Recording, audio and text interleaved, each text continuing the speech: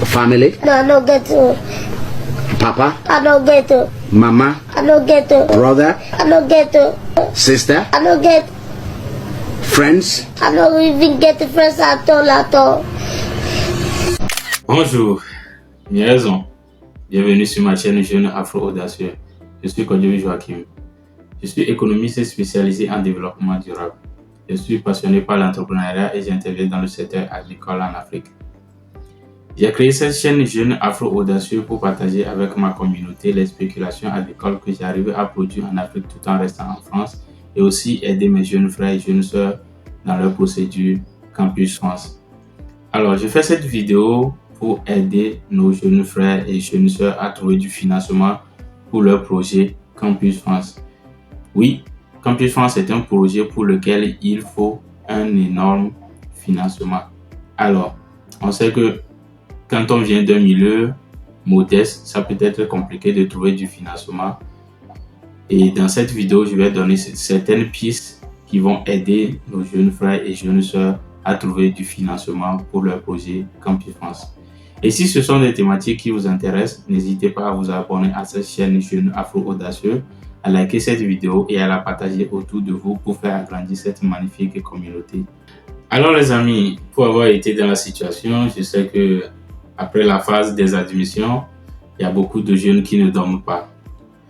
Ils ont de l'insomnie, ils passent beaucoup de nuits blanches parce qu'il n'y a pas de financement pour poursuivre la procédure. Il n'y a pas de financement pour pouvoir trouver du logement, pour pouvoir faire sa caution et tout. Et c'est très compliqué. Tu te vois bloqué parce que l'on vient justement d'une famille modeste, d'une famille pauvre et tout, et c'est compliqué. Les études, ça coûte très cher et c'est généralement pour les enfants de riches. On ne va pas se mentir, les études c'est pour les enfants de riches. Alors, malheureusement aussi, Campus France, ce n'est pas comme la loterie Visa pour les USA où après l'admission ou bien après l'acceptation ou la sélection, il y a des structures qui vont vous financer et qu'arrivé sur le terrain, vous allez commencer par rembourser. Campus France, ce n'est pas comme ça. Et les admissions, oui, vous pouvez avoir beaucoup d'admissions et ne pas avoir malheureusement de visa. Donc, c'est compliqué de trouver des structures qui vont vous financer. Et aussi, vous venez pour les études. Vous venez pour les études et rien ne prouve que vous allez trouver un job étudiant dans un temps record pour pouvoir travailler à côté des études et réussir à épargner. Surtout, c'est compliqué d'épargner, réussir à épargner pour pouvoir payer les dettes en Afrique et tout. Donc, c'est compliqué de trouver des structures pour pouvoir financer le projet. Alors, comment faire? J'ai été dans la situation en 2021. Je vais partager quelques pistes avec vous et j'espère que ça va pouvoir aider pas mal d'entre vous. J'espère vous retrouver en France cette année et que vous me disiez que voilà, c'est grâce à mes conseils que vous avez trouvé du financement et que vous êtes là en bonne et due forme. Alors, on va y aller. Alors les amis, l'ultime conseil ici, c'est d'appartenir à une communauté. Il faut appartenir à une communauté. Vous savez, le lion, il est très fort. Il est le roi de la savane, mais il a l'habitude de rester en troupe ou bien en meute. Vous voyez, il est très fort, mais il reste en groupe. Il faut appartenir à une communauté.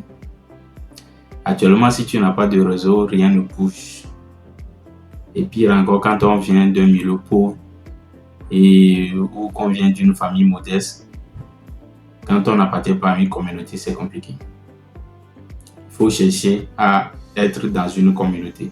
Alors, en Afrique, on sait qu'il y a la religion qui est répandue partout, le christianisme surtout. Alors, je vous conseille de trouver une église, par exemple. Une église déjà bâtie. Je ne vous dis pas d'aller chercher une nouvelle église qui va s'implanter maintenant. Une nouvelle église dans laquelle on va chercher du financement aussi. On cherche des gens qui vont contribuer à construire le bâtiment, à acheter du ciment et autres. Je ne vous conseille pas ce genre d'église, d'accord? Je suis chrétien, ça n'a rien à voir avec, voilà, faut pas se faire des idées. Mais il y a des églises déjà bâties dans lesquelles, voilà, tout fonctionne là-bas et on adore Dieu dans de bonnes conditions et tout. Je vous conseille d'aller dans ce genre d'église-là. Parce que dans ce genre d'église, il y a plusieurs profils. Vous allez rencontrer plusieurs profils de personnes, des gens appartenant à différents niveaux de rang social, d'accord? Il y a des églises à Lomé où il y a des ministres, il y a des députés, il y a des fonctionnaires et autres. Ne vous contentez pas d'appartenir à juste ou bien de fréquenter une église où tout le monde est chômeur. Le pasteur aussi est chômeur et lui il est là juste pour raqueter et tout. Ne vous contentez pas de ce genre de trucs, ok? Cherchez une église déjà bien bâtie où il y a différents niveaux différents types de profils. Voilà. Ou soit si vous n'êtes pas chrétien, trouvez une communauté traditionnelle qui fait des fêtes traditionnelles et tout, des danses traditionnelles et tout. Cherchez à appartenir à une communauté. Ça, c'est important. Alors, si vous n'êtes pas religieux, vous êtes peut-être athée ou les trucs de Dieu et autres ne vous disent rien, cherchez à intégrer une association qui fait par exemple dans le social. Une association qui offre du bénévolat, par exemple. Mais une association, bien évidemment, je vous rappelle qu'il faut que l'association ait un statut stable. Une bonne association qui offre du bénévolat et autres, appartenir à ce genre d'association. Ou soit si dans votre quartier ou dans votre village ou dans votre ville, il y a des associations ou un amical de jeunes étudiants ou des élèves, par exemple, cherchez à intégrer cet amical-là ou ce genre d'association. Par exemple, moi, quand j'étais au Togo ou quand j'étais jeune à Kouvé, mon village, j'appartenais à une association ou bien un amical des élèves, étudiants et stagiaires de Kouvé. Et dans cet amical-là, on faisait des cours de vacances, on dispensait des cours dans les vacances et autres. D'accord? Et c'était du bénévolat en fait. C'était du bénévolat. Bien sûr, il y a des cadres de mon village qui venaient à la fin des cours. Ils peuvent vous donner 5 000 ou 10 000, mais c'était pas rémunéré en fait. C'était juste pour vous aider. Et on sait que vous donnez pour les jeunes qui vont arriver. Là, par exemple, je m'en vais dire directement que il ne s'agit pas juste d'appartenir à une communauté ou à une association, de faire partie d'une association. Il faut se faire remarquer. Il faut se faire remarquer dans son association. Et je vous parlais tout à l'heure de l'association des élèves, étudiants et stagiaires de Koué dans laquelle j'étais au Togo. Mais si je vous parle actuellement de l'association des Togolais dans ma ville, si vous demandez ou si vous prononcez mon nom, ils vont vous dire que même le président va vous dire qu'il connaît Joachim. Il connaît Joachim et que c'est quelqu'un qui aime participer aux événements de l'association. Il faut se faire remarquer positivement. Comme ça, vous commencez déjà par mettre des graines. Vous commencez déjà par semer des graines. Et quand vous serez dans de telles ou bien dans de pareilles conditions, vous pouvez solliciter. Vous pouvez présenter maintenant votre projet. Voilà. Par exemple, quand j'étais au Togo, il ne suffisait pas, je n'étais pas seulement, ou bien je ne faisais pas seulement partie de l'association de tout le village. Je ne faisais pas seulement partie de ça. Je faisais aussi partie de l'association de mon quartier. Dans mon quartier même. On avait l'habitude, les aînés de mon quartier ont l'habitude d'aider les jeunes. J'ai été aidé aussi quand j'étais élève.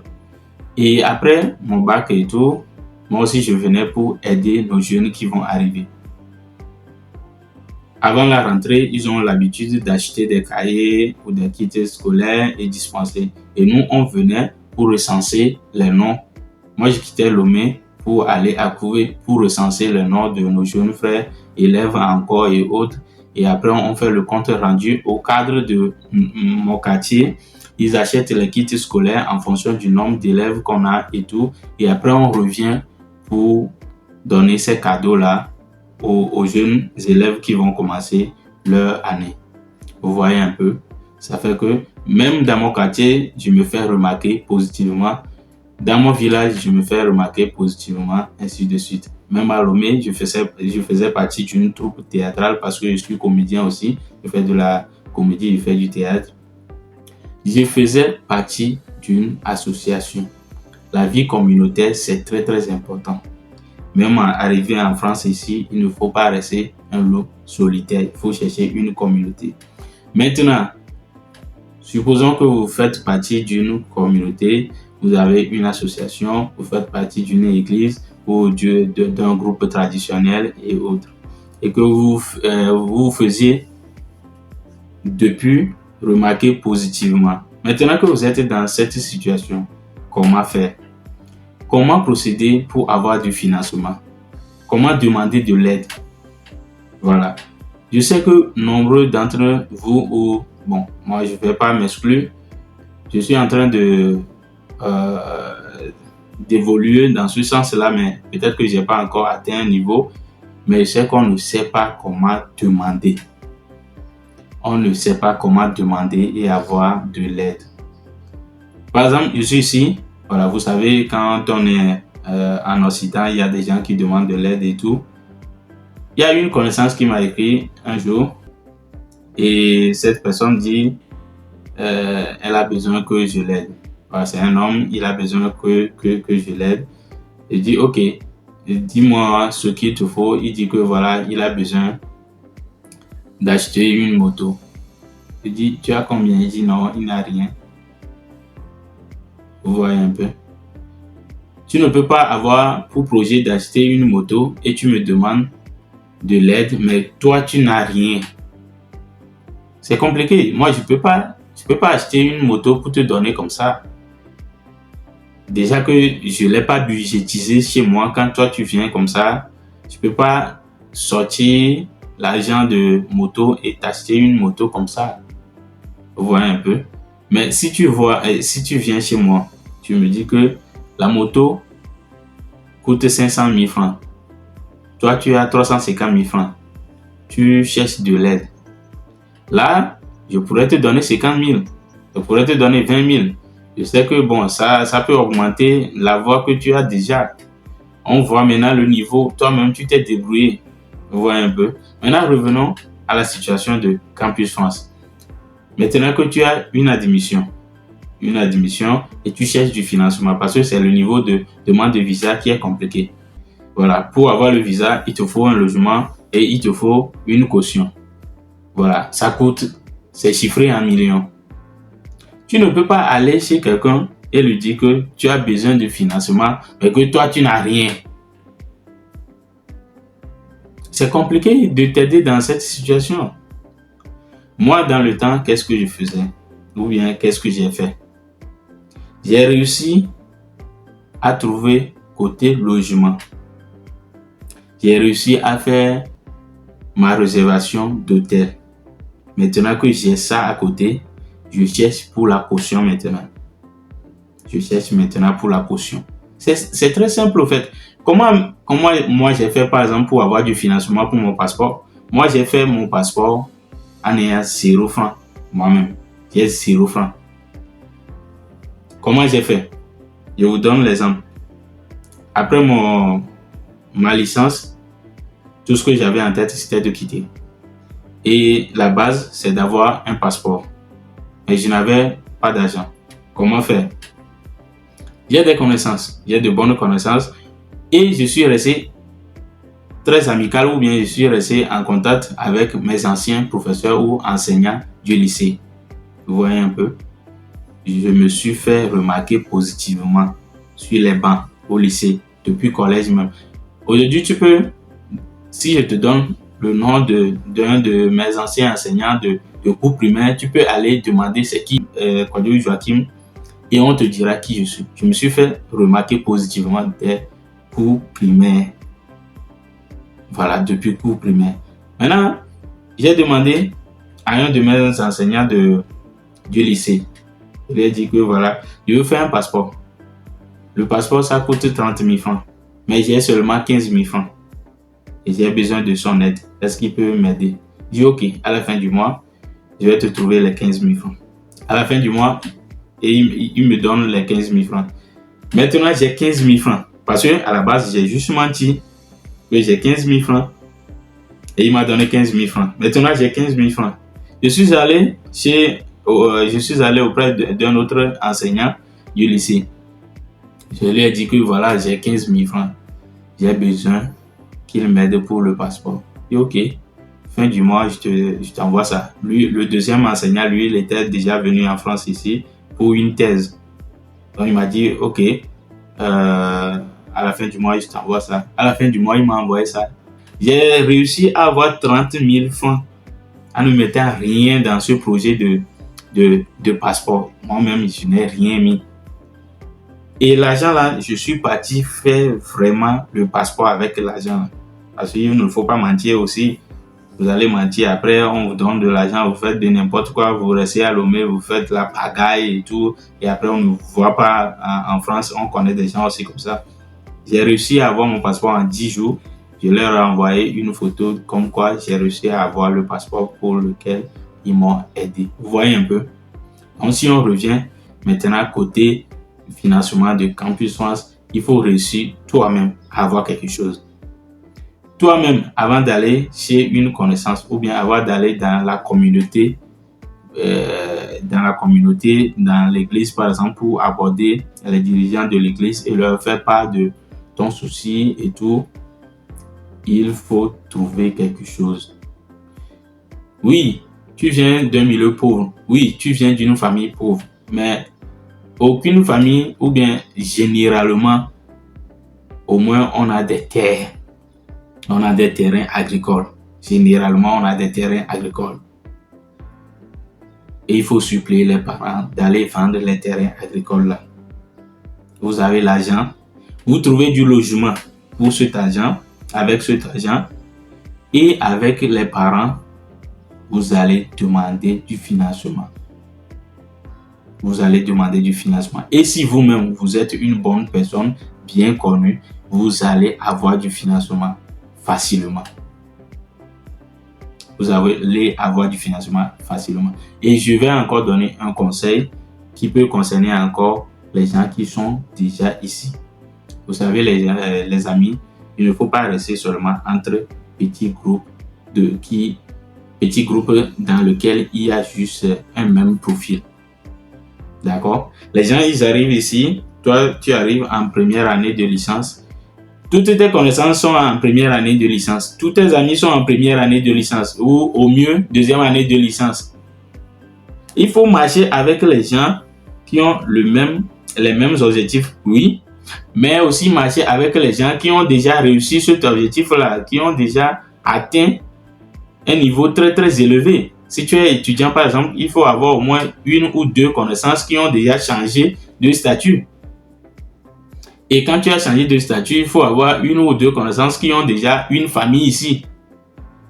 Ou bien qui ont déjà ramené leur famille ici, qui ont déjà fait un regroupement familial par exemple. Parce que c'est des choses qui peuvent venir après. Quand tu as changé de statut, tu as une stabilité financière. Maintenant, tu vas chercher à te mettre en couple et tout. Mais si tu ne trouves pas ici, tu vas te dire, ok, est-ce que je peux ramener ma petite copine qui est en Afrique et tout? Dans ce cas, tu auras besoin de quelqu'un qui a déjà fait cette procédure-là. Il faut toujours aller. Par exemple, quelqu'un qui est déjà ici, tu as des amis qui sont tous étudiants. Supposons que tu n'as pas trouvé un logement au Crous et que maintenant tu veux trouver, tu n'as trouvé que le logement chez des particuliers et ces particuliers-là exigent une garantie différente de celle de Visa. Tu vas faire comment? On exige maintenant les fiches de paie d'un garant qui gagne au moins 3 fois ce que ça coûte le loyer. 1800, 1900. Tu connais des étudiants qui gagnent ça à la fin du mois? Non. Il faut des fonctionnaires. Ou bien il faut des gens qui sont salariés. Mais toi, toutes tes connaissances ne sont que des étudiants. Tu fais comment? Tu es bloqué. Tu vois? Donc, pour éviter que la vidéo soit beaucoup trop longue, si vous voulez, on peut faire un deuxième épisode de cette thématique de financement du projet Campus France. Merci beaucoup de m'avoir suivi jusqu'à la fin. On se dit à très bientôt sur cette chaîne et que Dieu donne à tout le monde. N'oubliez surtout pas de vous abonner à la chaîne Jeune Afro Audacieux. On est ensemble.